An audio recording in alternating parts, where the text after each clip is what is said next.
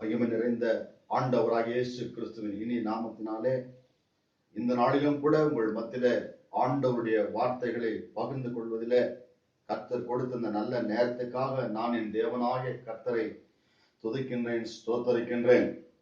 இந்த நாளிலே இயேசு கிறிஸ்து சென்ற வீடுகள் என்ற தலைப்பிலே கர்த்தருடைய வார்த்தைகளை தியானிக்க இருக்கின்றோம். ஆண்டவராகிய இயேசு கிறிஸ்து இந்த பூமியிலே ஊழியம் செய்யும் பொழுது அவர் அநேக வீடுகளுக்கு சென்று அங்கே தன்னுடைய ஊழியத்தை சிறப்பாக செய்து முடித்தார்.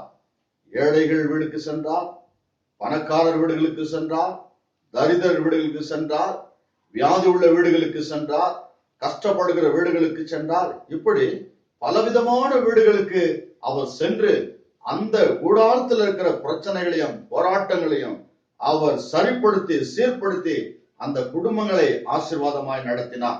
இந்த நாளிலும் கூட இந்த செய்தியை பார்த்து கொண்டிருக்கிற உங்களுடைய வாழ்க்கையில ஆண்டவராய் இயேசு கிறிஸ்து உங்களுடைய கூடாரத்துக்குள் வருவார் என்று சொன்னால் நிச்சயமாகவே உங்கள் கூடாரத்துல காணப்படுகிறதான உங்கள் வீடுகளிலே காணப்படுகிறதான எல்லாவித கஷ்ட நஷ்டங்களை மாற்றி அமைத்து உங்களுடைய கூடாரத்துக்குள்ள அவருடைய சமாதானத்தை தர ஆண்டவராகிய தேவன் போதுமானவராக இருக்கிறார். பரிசுத்த வேதாகமத்திலிருந்து ஒரு பகுதியை நாம் பார்க்க போகின்றோம்.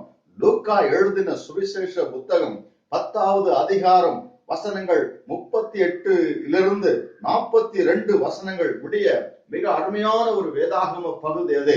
ஆண்டவராய் இயேசு கிறிஸ்து ஊழியம் செய்கிற நாட்களிலே கிராமங்களை அவர் கடந்து செல்கின்றதான வேளையில அங்கே மார்த்தாள் எனப்பட்ட ஒரு வீடு இருந்தது. அவளுக்கு ஒரு சகோதரி இருந்தார்கள், அவருடைய பெயர் மரியாள் என்று சொல்லி.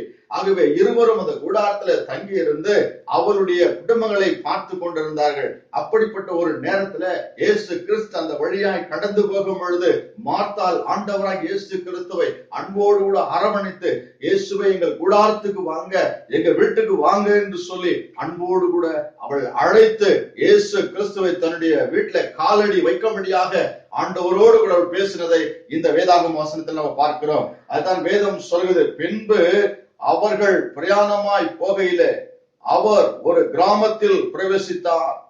அங்கே மார்த்தாளினம் பேர் கொண்ட ஒரு ஸ்திரீ அவரை தன் வீட்டிலே ஏற்றுக்கொண்டார். அற்புதமான ஒரு வார்த்தை பாருங்க. இன்றைக்கு அநேகருடைய வாழ்க்கையில இயேசு கிறிஸ்துவை வீட்டில மாத்திரமல்ல உங்களுடைய இருதயத்திலும் ஏற்றுக்கொள்ளும்படியாக ஆண்டவராய் இயேசு கிறிஸ்து விரும்புகிறார். நம்முடைய வீடுகளுக்கு இன்றைக்கு இயேசு கிறிஸ்து நிச்சயம் வருவார் என்று சொன்னால் அந்த குடும்பத்துல மிக மென்மையான காரியங்கள் நடக்கும், ஆசீர்வாதமான காரியங்கள் நடக்கும், அற்புதமான காரியங்கள் நடக்கும். அவர் எதிர்பார்த்த காரியங்கள், நாம் விரும்புகிற காரியங்கள் எல்லாவற்றையும் இணையும் பொழுது இயேசு நம்முடைய கூடாரத்தில் அவர் வர விரும்ப ஆயத்தமுடையவராக இருக்கிறார். இன்று யாரெல்லாம் மார்த்தாளை போய் அன்போடு அழைக்கிறார்களோ, மார்த்தாளை போல எங்கள் வீட்டுக்கு வாங்க என்று சொல்லி கூப்பிடுகிறார்களோ, அவர்களுடைய கூடாரத்தில் இயேசு கிறிஸ்து பிரவேசித்து அவர்கள் இருக்கிறதான எல்லா பிரச்சனைகளையும் மாற்ற போதுமானவராக இருக்கிறார். அங்கே மார்த்தாள் அன்போடு கூட அரவணைத்து வீட்டில சென்று அவள் ஆண்டவராக இயேசு கிறிஸ்துவுக்கு ஏதாவது கொடுக்க வேண்டும், ஏதாவது செய்ய வேண்டும் என்று சொல்லி உள்ளே போய் பலவிதமான வேலைகளை செய்து கொண்டிருந்தார். ஆனால் மரியாளோ இயேசுவின் பாதத்தில் அருகே உட்கார்ந்து அவர் என்ன பேசுகிறாரோ அந்த வார்த்தையை அதிகமாய் விரும்பி அன்போடு கூட ஏற்றுக்கொண்டு அந்த பாதத்திலிருந்து விலகாதபடிக்கு இயேசு கிறிஸ்துவனுடைய அன்பான வார்த்தைகளை அவள் அன்போடு கூட ஏற்றுக்கொண்டதை வேதாகமத்துல வாசிக்கிறோம். உடனடியாக மார்த்தாள் வந்து, நான் இவ்வளோ வேலை செய்கிறேனே, இவ்வளவு கஷ்டப்பட்டு வேலை செய்து கொண்டிருக்கிறேன், அதை குறித்து உனக்கு கவலை இல்லையா என்று சொல்லி கேட்கும் பொழுது ஆண்டவராகிய இயேசு கிறிஸ்து மார்த்தாளை பார்த்து சொல்கிறார், மார்த்தாளே மார்த்தாளே, நீ அநேக காரியங்களை குறித்து கவலைப்பட்டு கலங்கி தவித்துக் கொண்டிருக்கிறார். ஆம், மார்த்தாளுடைய வாழ்க்கையில இயேசுவை அழைத்தது மாத்திரமல்ல, அவள் இயேசுவின் பாதத்துல உட்காராமல் கவலையோடு கூட வேலை, கவலையோடு கூட பலவிதமான நெருக்கம், மன பாரங்கள், மன போராட்டங்கள் இந்த மார்த்தாளை அழுத்தி கொண்டது. உங்களுடைய வாழ்க்கையில கூட இந்த மார்த்தாளை போல அநேக கவலைகள், அநேக பாரங்கள். வேதம் சொல்கிறது, கவலைப்படுவதனால் ஒரு முழம் கொட்ட முடியுமா என்று ஆண்டவராக இயேசு கிறிஸ்து சொல்லி இருக்கிறார். ஆகவே கவலைப்படுகிறதுனாலே ஒரு முழம் நம்மளால கூட்ட முடியாது. ஆனால் கவலைக்கு மருந்து இயேசு கிறிஸ்து. உடைய கவலைகளை மாற்றக்கூடியவர் இயேசு கிறிஸ்து. உடைய துயரங்களை எடுத்துப்படுகிறவர் இயேசு கிறிஸ்து. ஆகவே தான் அவர் அந்த கூடாரத்துக்குள்ளே பிரவேசித்து அவருடைய கவலைகளை நீக்கினார். அவளுடைய கஷ்டங்களை நீக்குவதற்காக மார்த்தாளை பார்த்து சொல்கிற வார்த்தை, அநேக காரியங்கள், சொல்ல முடியாத காரியங்கள், விவரிக்க முடியாத காரியங்கள், நாளை தெரிந்து குறித்த கவலைகள், எதிர்காலத்தை குறித்த கவலைகள், இப்படிப்பட்ட காரியங்கள் அவளை அழுத்தி கொண்டிருக்கிறதான வேளையில ஆண்டவர் சொன்னார், மரியாள் தன்னை விட்டு எடுபடாத ஒரு நல்ல பங்கை தெரிந்து கொண்டால் கர்த்தருடைய நாமத்துக்கு மகிமை உண்டாவதாக. அவர் ஜீவன் உள்ள தேவன், அவர் மகிமை நிறைந்த தேவன், அவர் உயிர் தெழுந்த தேவன், அவர் வல்லமை உள்ள தேவன். அதைத்தான் பரிசுத்த வேதாகமத்துல வாசிக்கும் பொழுது நீதிமொழிகள் 12ஆம் அதிகாரம் 25ஆம் வசனத்தில் விதமாய் சொல்லுகிறது, ஒரு மனுஷனுக்கு கவலை வரும்போது அவன் இருதயத்தை அது ஒடுக்கக்கூடியதா இருக்கிறது. மார்த்தாளுடைய வாழ்க்கை ஒடுக்கப்பட்ட ஒரு வாழ்க்கையா இருந்தது, சமாதானமற்ற ஒரு வாழ்க்கையா இருந்தது, நிம்மதியற்ற ஒரு வாழ்க்கையா இருந்தது. ஆகவே இந்த கவலை எல்லாம் எங்க போய் சொல்வது, யாரிடத்துல சொல்வது என்று உள்ளத்துக்குள்ள அடக்கி வைத்துக் கொண்டிருந்தால், ஆகவே தான் இயேசு கிறிஸ்து உள்ளத்தில் இருக்கிற கவலைகளை கண்டுபிடித்தார். அநேக கவலை உன் இருதயத்தில் இருக்கிறது, உன்னுடைய மனதில் இருக்கிறது, உன்னுடைய வாழ்க்கையில் இருக்கிறது. அந்த கவலையெல்லாம் என்னிடத்தில் வைப்பாய் என்று சொன்னால் உன்னுடைய கவலைகளை நான் மாற்றுவேன், உன்னுடைய கஷ்டங்களை நான் மாற்றுவேன் என்று சொல்லித்தான் இயேசு கவலையுள்ள ஒரு வீட்டுக்கு போனார், பாரமுள்ள ஒரு வீட்டுக்கு போனார். பிரியமான என் அன்பு சகோதரனே, சகோதரியே, நீயும் கூட ஒரு வீட்டுக்கு மூலையில உட்கார்ந்துட்டு, ஐயோ எனக்கு ஏராளமான கவலை இருக்குது, ஏராளமான பிரச்சனை இருக்குது, ஏராளமான பண தேவைகள் இருக்குது, பொருளாதார தேவை இருக்குது, என்னுடைய பெண்ணின் திருமணம் நடக்க வேண்டும், என்னுடைய பையனின் திருமணம் நடக்க வேண்டும், வியாதிகளுக்கு நிறைய பணம் செலவு செய்து கொண்டிருக்கிறேன். இவ்விதமாய் நாளுக்கு நாள் கவலை உன்னை அதிகரித்துக் கொண்டிருக்கலாம், உன்னை அழுத்தி கொண்டிருக்கலாம். பயப்படாதே, உன் தேவனாகிய கர்த்தராகிய இயேசு கிறிஸ்து உன்னுடைய கூடாரத்துக்குள்ளே வருவார் என்று சொன்னால் நிச்சயமாகவே உன்னுடைய வாழ்க்கையில் இருக்கிற, உன்னுடைய தனிப்பட்ட நிலைமையில் இருக்கிற உன்னுடைய கவலைகளை இயேசு கிறிஸ்து எடுத்து போடுவார். அடுத்ததாக வேதாகமத்தில் வாசிக்கிறோம், பிலிப்பியர் எழுதின நிருபம் 4ஆம் அதிகாரம் 6ஆம் வசனத்தில் விதமாய் சொல்லப்பட்டது, நீங்கள் ஒன்றுக்கும் கவலைப்படாமல் எல்லாவற்றையும் தேவனுக்கு தெரியப்படுத்துங்கள்.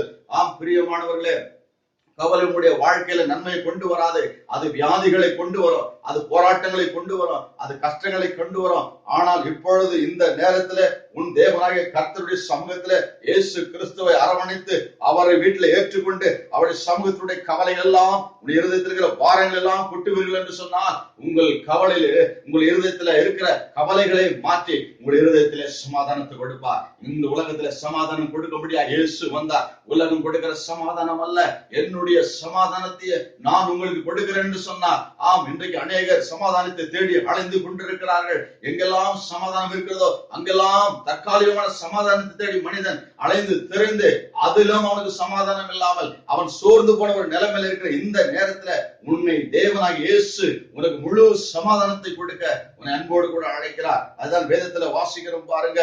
அவருடைய வாழ்க்கையில யாரெல்லாம் வருகிறார்களோ, அவருடைய சமூகத்துல யாரெல்லாம் வருகின்றார்களோ அவருடைய கவலைகளை முதலாவது தேவன் எடுத்து போட்டு விடுகிறார். 55ஆம் சங்கீதம் 22ஆம் வசனம் இவ்விதமாய் சொல்லுகிறது, கர்த்தர் மேல உன் பாரத்தை வைத்து விடு, அவர் உன்னை ஆதரிப்பார். ஒருவேளை உன்னை பாரம் அழுத்தி கொண்டிருக்கலாம், உன்னுடைய வாழ்க்கையில பல விதமான நெருக்கம் உன்னை சூழ்ந்து கொண்டிருக்கலாம், புயல் போல கொந்தளிப்பு எழும்பி கொண்டிருக்கலாம், உன்னை சுற்றிலும் இருள் சூழ்ந்து கொண்டிருக்கலாம். இவைகள் எல்லாவற்றின் மத்தியில நான் எப்படி வாழ்வேன், நான் எப்படி இருப்பேன் என்று சொல்லி சோர்ந்து போயிருக்கலாம். பயப்படாதே, மார்த்தாளுடைய கவலைகளை மாற்றினவர், மார்த்தாளுடைய கண்ணீரை கண்டவர், உன்னுடைய வாழ்க்கையில் கூட அவைகளை முழுவதுமாய் மாற்றி போட ஆண்டவர் போதுமானவராக இருக்கிறார். அது மாத்திரமல்ல, மரியாதை பார்த்து சொல்லும் பொழுது தன்னை விட்டு எடுபடாத ஒரு நல்ல பங்கை அவர்கள் தெரிந்து கொண்டார். அந்த நல்ல பங்கு ஆண்டவராய் இயேசுவா இருந்தார். இயேசு கிறிஸ்துவை யார் நல்ல பங்காய் தங்கள் இருதயத்தை ஏற்றுக்கொள்கிறார்களோ, தங்கள் வாழ்க்கையை ஏற்றுக்கொள்கிறார்களோ, அவர்களுக்கு கவலை எல்லாம் மாற்றப்படுகின்றது. அவருடைய வாழ்க்கையில வருகிற எல்லா விதமான நெருக்கங்களிலிருந்து இயேசு கிறிஸ்து விடுதலை தர போதுமானவராக இருக்கிறார். ஆகவே தேவையானது ஒன்றுதான், அது இயேசு. உன்னுடைய வாழ்க்கையில் இப்பொழுது தேவை இயேசு கிறிஸ்து. இயேசு இல்லாத வாழ்க்கை அது இருளான வாழ்க்கையா இருக்கிறோம். இயேசு இல்லாத குடும்பம் அது பாவம் நிறைந்த குடும்பமா இருக்கும். இயேசு இல்லாத வீடு அது சண்டையுள்ள குடும்பமா இருக்கும். ஆகவே இப்பொழுது இந்த மார்த்தாளை போல இயேசு கிறிஸ்துவை உன்னுடைய கூடாரத்தில் அழைப்பா என்று சொன்னார். மரியாதை போல இயேசு கிறிஸ்துடைய வீட்டுல உட்கார்ந்து அவருடைய சத்தியத்தை கேட்பா என்று சொன்னால் நிச்சயமாகவே உன் வாழ்க்கையில மாற்றத்தை எதிர்பார்க்க முடியும். உன்னுடைய தனிப்பட்ட வாழ்க்கையில நீ விரும்புகிற காரியங்கள், நீ எதிர்பார்க்கிற காரியங்கள், நீ விசுவாசிக்கிற காரியங்கள் நிச்சயமாய் ஆண்டவராக தேவன் உனக்கு நிறைவேற்றி தர அவர் போதுமானவராக இருக்கிறார். இன்றைய ஒருவேளை இந்த செய்தி கேட்டுக்கொண்டு வாழ்க்கையில கண்ணீரோடும் கவலையோடும் பாரத்தோடும் என்னுடைய வாழ்க்கை கடந்து போகிறது. இதில் நான் என்னைக்கு நான் வெளியே வர முடியவில்லையே, எப்பொழுது நான் வெளியே வரட்டும், ஆயுசு கடந்து போகிறது, வயசு ஏறிக்கொண்டே போகிறது, என் வாழ்க்கையில் ஒரு முடிவில்லை என்று சொல்லி நீயாகவே தீர்மானம் பண்ணி நீயாகவே முடிய எடுக்க வேண்டாம். உன்னுடைய வாழ்க்கையை இயேசு கிறிஸ்துடைய கரத்துல ஒப்புக்கொடு. உன்னுடைய வழியை கர்த்தருடைய கரத்துல ஒப்புக்கொடு. உன்னுடைய பாவங்கள் எல்லாம் இயேசுவின் இடத்துல அறிக்கை செய்ய. உன்னுடைய பிரச்சனை எல்லாம் இயேசுவின் இடத்துல சொல்லிவிடு. அவர் உனக்கு நீதி செய்வார், அவர் உனக்கு அற்புதம் செய்வார், அவர் உனக்கு அதிசயம் செய்வார். ஆகவேதான் வேதத்துல வாசிக்கப்படும் பொழுது பாருங்க, அந்த வீட்டில போய் ஆண்டவராக தேவன் அவர்களுடைய வாழ்க்கையில் இருக்கிற எல்லாவித கவலைகளையும் துயரங்களையும் மாற்றி அவர்களை ஆசீர்வாதமான பாதையில தேவனாகிய கர்த்தர் வைத்திருக்கிறார். இதை கேட்டுக்கொண்டு அன்பானவர்களே, இந்த காலை நேரத்துல தேவ செய்தி தொடர்படியாக தேவ வசனத்தை கேட்கும்படியாக தேவன் உன்னோடுதான் பேசிக் கொண்டிருக்கிறார். வாருங்க ஆண்டவரை, என் உள்ளத்துல வாங்க. என்னுடைய வாழ்க்கையில் நிறைய பாரங்கள் இருக்குது, நிறைய போராட்டங்கள் இருந்து என் உள்ளம் சீரழிஞ்சு கிடக்கிறது. என்னுடைய வாழ்க்கையில பாவத்திலிருந்து விடுதலை இல்ல, சமாதானம் இல்ல, சந்தோஷம் இல்ல, எப்பொழுது பார்த்தாலும் பிரச்சனைகள், எப்பொழுது பார்த்தாலும் நிம்மதி இல்லாத வாழ்க்கை. இந்த உலகத்துல ஏன் வாழுகிறேன், எதற்காக நான் இருக்கிறேன் என்று சொல்லி நான் சோர்ந்து போயிருக்கிறேன் என்று சொல்லி நீ அநேக நேரங்களிலே கலங்கி தவித்துக் கொண்டிருக்கலாம். இப்பொழுது இயேசுவின் அருகாமையில் இருக்கிறார். இயேசுவின் உள்ளத்துல வர வாஞ்சையோடு இருக்கிறார். இயேசுவின் கூடாரத்தில் பிரவேசிக்க அவர் ஆவலோடு கொடுக்கிறார். மார்த்தாளை போல ஆண்டவராக இயேசு கிறிஸ்துவை உன்னுடைய வீட்டில் அழைப்பான் என்று சொன்னார். மரியாதை போல இயேசு கிறிஸ்துவை உன் கூடாரத்தில் அழைப்பான் சொன்னார். அவர் அன்போடு உன் கூடாரத்தில் உட்கார்ந்து உன்னுடைய தேவைகளை சந்திக்க அவர் போதுமானவராக இருக்கிறார். உன்னுடைய வாழ்க்கையை எதிர்பார்க்கிற காரியங்களை அவர் அற்புதமாய் செய்ய ஆண்டவர் போதுமானவர் இருக்கிறார். அதுதான் வேதாகமத்தில் வாசிக்கிறோம். இயேசு கிறிஸ்து வந்த வீட்டில சந்தோஷம் உண்டு, சமாதானம் உண்டு, ஆசீர்வாதம் உண்டு, நிம்மதி உண்டு. அது இல்லாத வீடுகள் எல்லாம் பலவிதமான சூழ்நிலைகளை கடந்து போகக்கூடியதா இருக்கும். இதை பார்த்து கொண்டிருக்கிற, இந்த செய்தியை கேட்டுக் கொண்டிருக்கிற உன்னது வாழ்க்கையில கூட இயேசு கிறிஸ்து உள்ளே வர ஆயத்தப்படு. இயேசு கிறிஸ்துவை அன்போடு கூட அழை. அவர் யார் அழைத்தாலும் வர போதுமானவராக இருக்கிறார். எந்த ஜாதி அழைத்தாலும், எந்த ஜனம் அழைத்தாலும், எப்படிப்பட்ட மனிதன் அழைத்தாலும் அந்த கூடாரத்துல வந்து அவருடைய வார்த்தைகளை சொல்லி அவர்களை மேன்மைப்படுத்த, அவர்களை உயர்த்த ஆண்டவராகி தேவன் போதுமானவராக இருக்கிறார். அதுதான் பரிசுத்த வேதாகமத்தில் விதமாய் சொல்லப்பட்டுகிறது. உலக கவலை உன்னை ஒடுக்கி கொண்டே இருக்கும், உலக பாரங்கள் உன்னை ஒடுக்கி கொண்டே இருக்கிறோம், உலக சிந்தனைகள் உன்னை ஒடுக்கி கொண்டிருக்கிறோம். ஆனால் இயேசு கிறிஸ்துவை நீர் ஏற்றுக்கொண்டு, ஆண்டவரே இந்த கவலைகளில் இருந்து, இந்த துயரத்திலிருந்து, இந்த பாடுகளிலிருந்து நான் வெளியே வர வேண்டும் என்று விரும்புவாயே நான் சொன்னார். மார்த்தாளை போல இயேசுவை அன்போடு உன் வீட்டுக்குள்ள ஏற்றுக்கொள். அவரை அழைத்து அவருடைய பாதத்துல உட்கார்ந்து மரியாதை போல அவருடைய சத்தியத்தை கேளுங்க, அவருடைய வார்த்தைகளை கேளுங்க. ஆண்டவர் மரியாதை குறித்து சாட்சி சொல்லும்போது மரியாள் தன்னை விட்டு எடுபடாத வாழ்க்கையில ஒரு நல்ல பங்கை தெரிந்து கொண்டது போல நீயும் தெரிந்து கொள்வாயினா உன்னுடைய வாழ்க்கை ஆசீர்வாதமா இருக்கும். இந்த மரியாதை போல தேவனாகிய கர்த்தர் உங்கள் கூடாரத்துல வந்து உங்களுடைய ஆசீர்வாதத்தை மேன்மைப்படுத்த உயர்த்துவாராக. ஆண்டவர் தாம் உங்கள் ஒவ்வொருவரையும் ஆசீர்வதித்து காப்பாராக. ஆமென்.